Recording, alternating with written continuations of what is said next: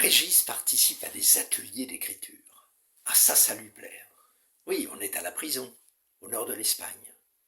Toutes les semaines, un animateur vient pour faire écrire les gens qui le veulent, dans la langue qu'ils veulent. Alors il écrit en espagnol, en français. Et puis surtout, il est copain avec son camarade de cellule, Eddy, qui lui raconte toutes sortes de choses. Il lui raconte qu'il aimerait voyager, s'en aller à Beni Abbès, aux portes du désert en Algérie, à Béchar.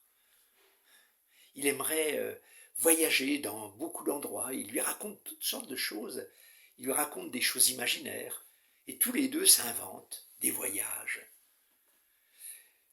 Un jour, son copain lui raconte une histoire vraie. L'histoire d'un Algérien. Ça se passe le 8 février 1963 à Charonne, à Paris. Ce jour-là, les Algériens manifestent pacifiquement et la police charge, très violemment, mortellement. On massacre tout le monde à l'entrée du métro. Il y a même des Algériens qui vont être jetés dans la Seine et d'autres qui ont disparu. Il y a beaucoup de morts.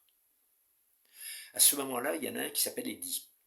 Lui, il participe à la manifestation, mais il réussit à passer entre les filets et il se sauve dans les rues. Il est poursuivi par les policiers. Il court dans les rues éperdument. Il est cuit. On va le rattraper. À un coin de rue, il tourne et il passe devant un cinéma. Devant le cinéma, il y a un kidam, un type tranquille qui est en train de fumer sa clope. Lui, il a un billet de cinéma à la main. Il va voir Un taxi pour Tobrouk, un nouveau film avec Lino Ventura, Charles Aznavour, un film de Denis de la Patelière. C'est un film sur la guerre, sur des gens perdus dans le désert, enfin bref. Et tout à coup, il voit devant lui Ahmed, qu'il ne connaît pas, complètement affolé, cet homme perdu. Il voit dans ses yeux qu'il y a quelque chose de grave qui se joue. Et d'un seul coup, il lui tend son billet de cinéma. Ahmed s'empare du billet, il entre dans la salle, il va se cacher. Le kidam finit sa clope, il voit passer devant lui des policiers. Et quand il est sûr que l'autre est en sécurité, il s'en va, en chantonnant d'un pas léger. L'idée qu'il a accompli sa mission.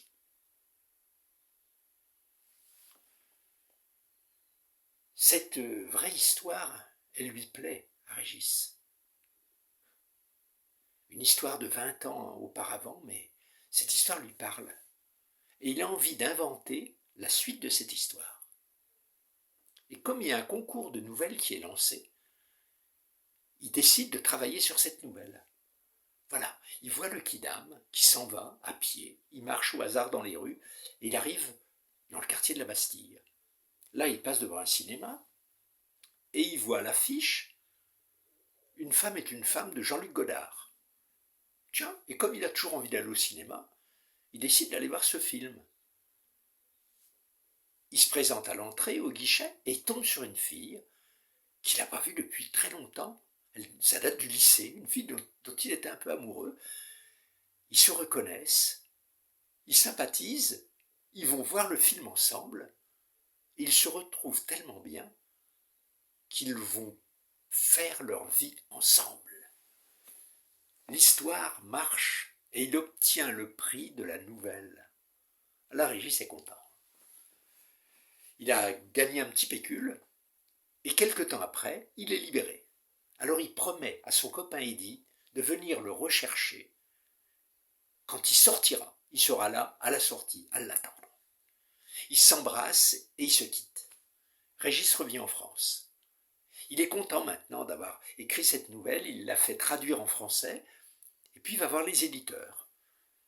Et il y a un éditeur qui lui propose d'écrire un recueil de nouvelles.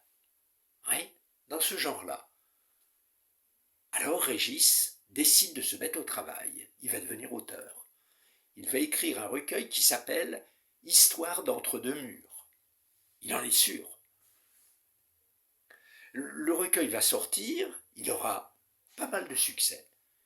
Et Régis sera invité dans les salons du livre et des librairies pour des dédicaces. Ça fait déjà plusieurs années qu'il a sorti son livre et il voyage maintenant. Un jour, il est invité dans la ville où il a vécu étant jeune. Oui, une librairie l'invite pour une dédicace.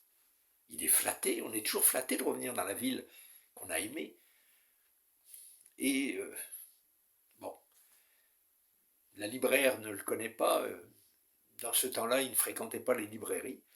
Et il ne voit aucun de ses copains d'enfance. Oui, ses copains d'enfance ne fréquentent pas les librairies. D'ailleurs, il y a peu de monde qui vient à sa dédicace. Il signe quelques livres. Et en fin de journée, il voit entrer une femme assez belle, un peu enveloppée dans un grand manteau.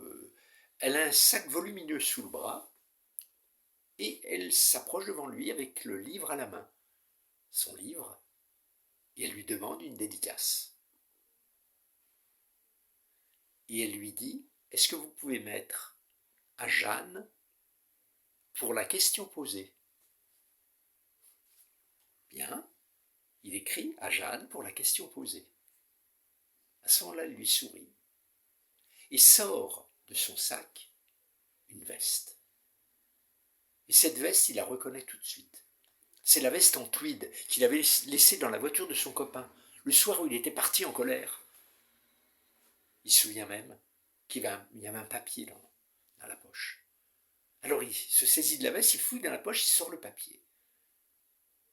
C'était une question qu'elle lui avait laissée. Est-ce que les rendez-vous manqués le sont pour toujours?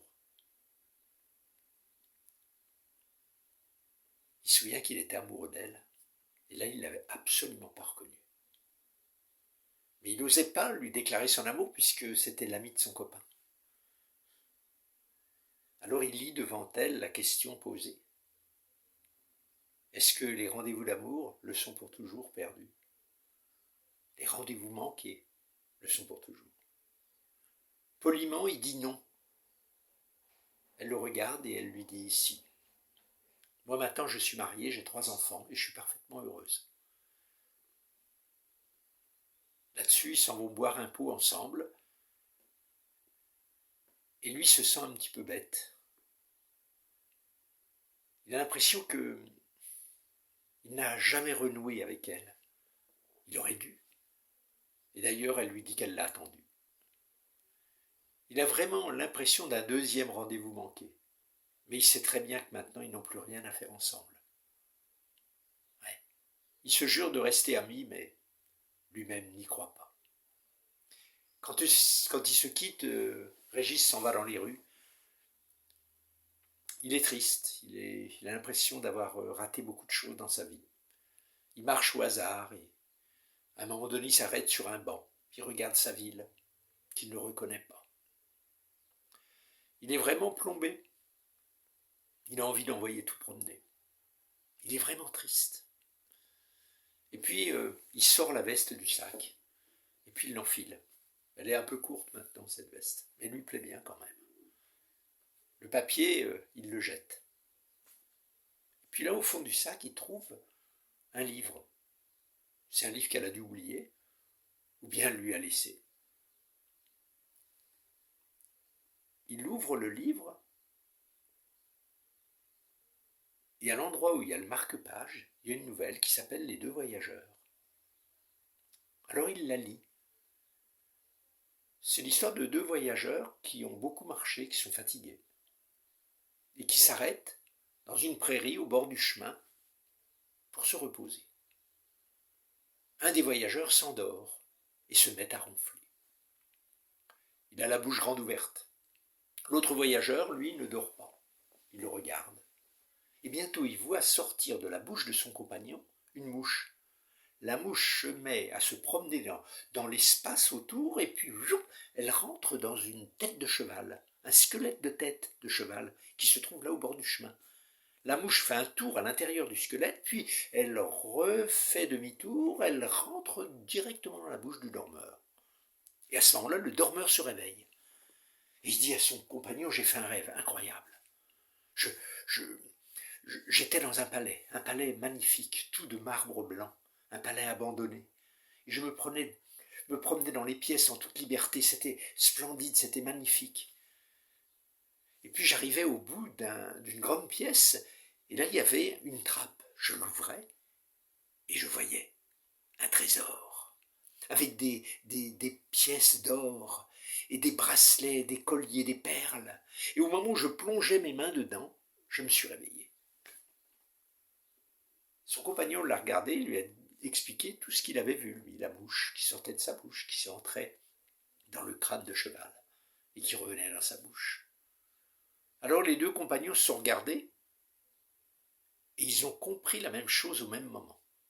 Ils ont tourné leur tête vers la tête de cheval, et puis ils se sont déplacés. Ils ont enlevé la tête, ils ont creusé la terre, et ils ont fini par trouver un coffre, rempli de pièces d'or, et de perles, et de colliers.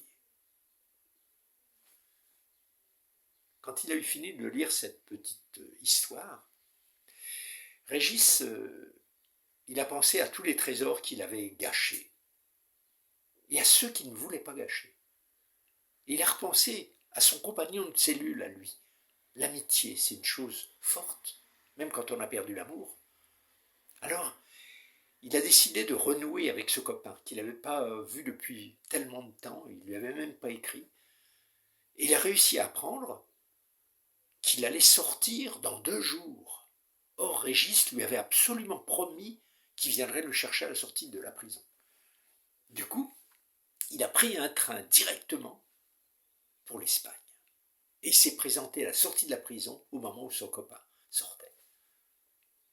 Ils se sont tombés dans les bras l'un de l'autre et ils sont partis en voyage. Ouais. Ils ont décidé de partir en voyage. Régis avait un peu d'argent, de voyager et puis d'écrire leur voyage. Le vrai, l'imaginaire, de voyager partout, là où ils le pourraient. Et ils écriraient un livre qui s'appellerait Sans frontières. Les voyageurs du Boeing 743, numéro 227, à destination de Béchar, sont attendus porte 12.